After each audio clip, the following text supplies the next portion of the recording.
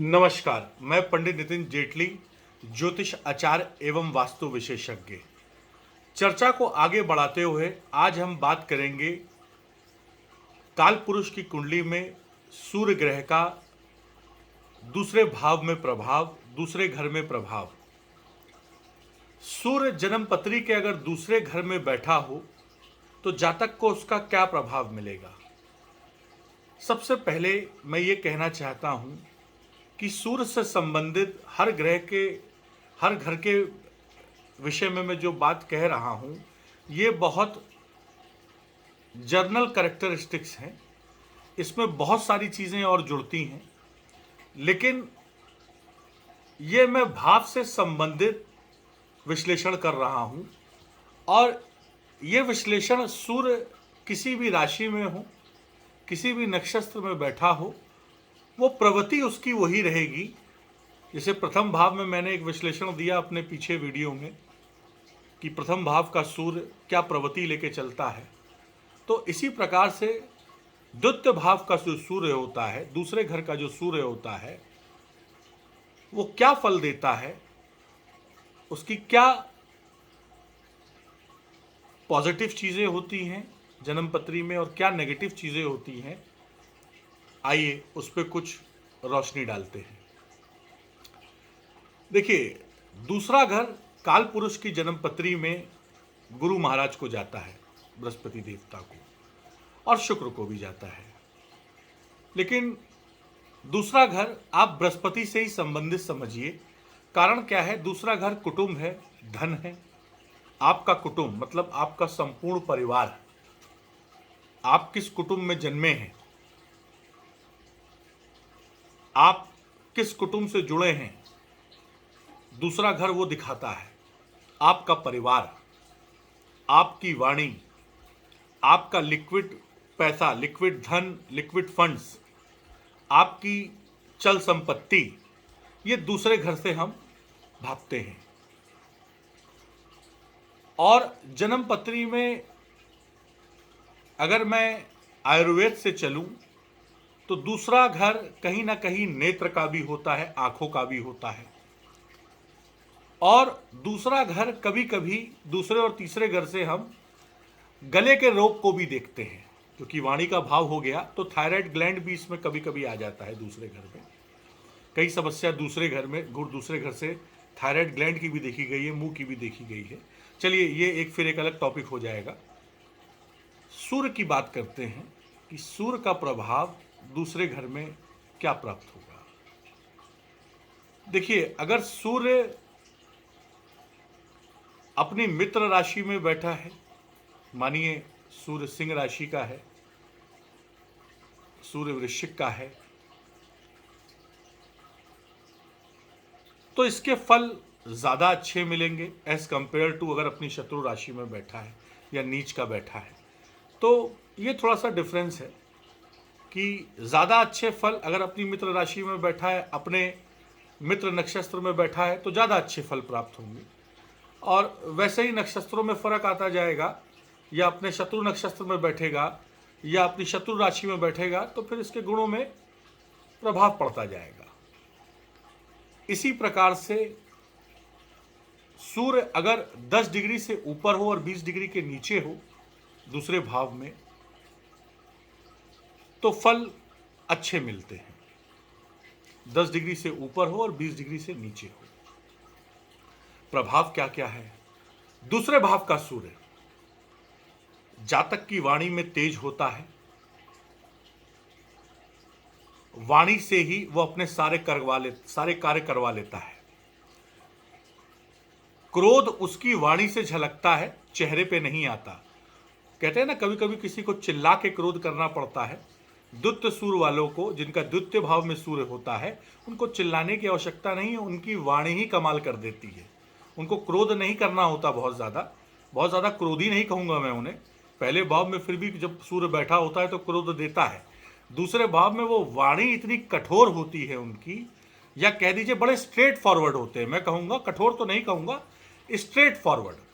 अब straight forward से समझिए कि पॉइंट टू पॉइंट बात करनी और बिल्कुल नफ्स पकड़ लेनी। और एकदम तीखी बात कहनी कि सामने वाला बिल्कुल तीर की तरह खड़ा हो जाता है। तो पहली एक प्लस पॉइंट कि अपनी बात मनवा लेता है अपनी वाणी के द्वारा। वाणी में दम होता है, प्रभाव होता है, वैभवशाली वाणी होती है। अपने कुटुंब का मुखिया होता है। दूसरे घर का में अगर सूर्य बैठा हो और बल प्राप्त हो उसे, तो अपने घर का मुखिया होता है। दूसरे घर का सूर्य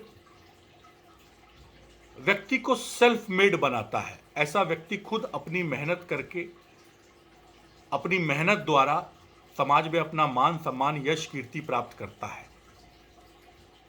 और अपने घर का संचालन कह लीजिए, संचालक कह लीजिए, या अपने घर का होलसेल मुखिया कह लीजिए। कभी कभी देखने को मिला है दूसरे घर का जो सूर्य जिसका होता है वो अपने घर की भागादौड़ी, सारी भागादौड़ जो है उसके हाथ में रहती है। दूसरे घर का जो सूर्य होता है उसकी सप्तम दृष्टि अष्टम भाव पे होती है। अब ये ससुराल में भी डोमिनेटिंग होते हैं। कई बार देखा गया है अगर सूर्य दूसरे घर में प्रबल है तो इनका ससुराल से कभी कभी 36 का आंकड़ा होता है। या ये कह लीजिए ससुराल वाले कहते हैं जी हमारे दामाद जी जो हैं वो थोड़े दूसरे मिजाज के हैं, जरा कम बोलते हैं, जब बोलते हैं तो तीखा बोलते हैं। तो दूसरा घर जिसका प्रबल है वो ससुराल से उसकी थोड़ी कशमकश रहती है, प्रभावशाली होती है ना वाणी, तो कोई सामने नहीं बोल सकता। दूसरे घर का सूर्य आदमी को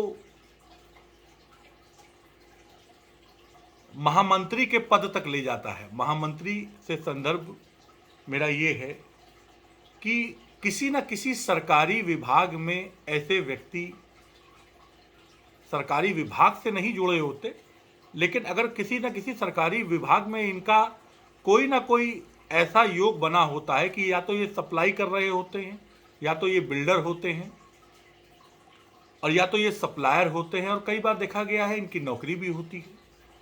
सरकार से जुड़ के सरकार में ही किसी पद पे होते हैं। ज़्यादातर मैंने पाया है दूसरे घर का सूर्य जो है सरकारी विभाग से जुड़ा हुआ व्यक्ति होता है। भले ही वो सरकारी नौकरी में ना हो, लेकिन कुछ ना कुछ उसका सरकारी विभाग से लेना देना होता है। दूसरे घर का सूर्य जो सबसे इंपॉर्टेंट चीज है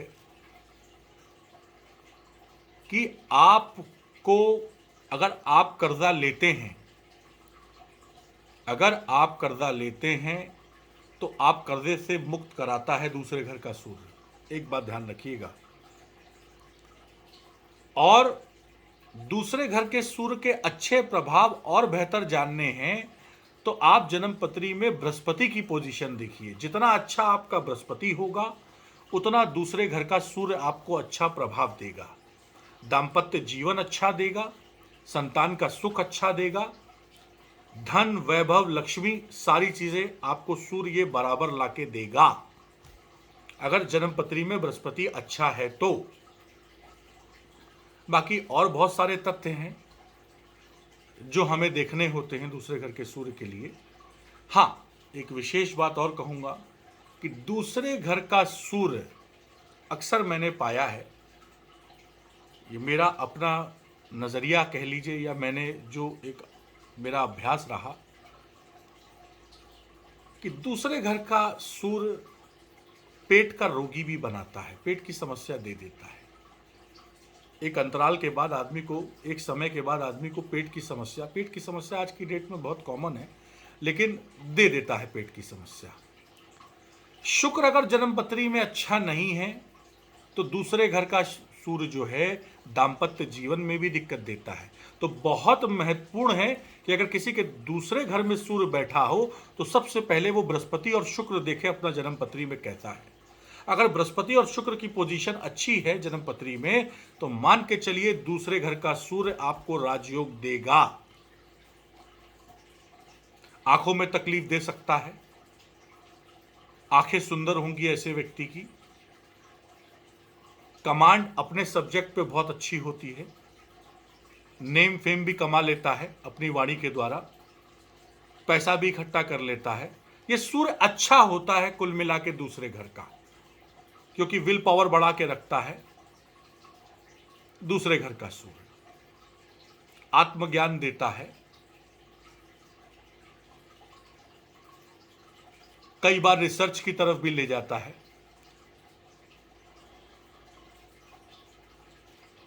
तो कुल मिला के मैंने ये पाया है, अगर दूसरे घर का सूर्य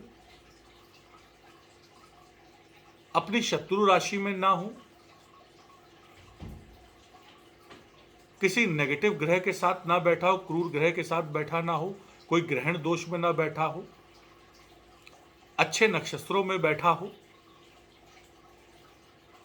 जन्म पत्री का कारक ग्रह हो सूर्य, तो ये समझ लीजिए फिर दूसरे घर का सूर्य आपको राजयोग देगा। आगे चर्चा करेंगे तीसरे भाव के सूर्य की। वीडियो पसंद आए तो चैनल को लाइक करिए, सब्सक्राइब करिए और घंटी वाला जो बटन है उसको ज़रूर यूं करके दबा दीजिए। हर हर महादेव, जय श्री राम, राधे राधे।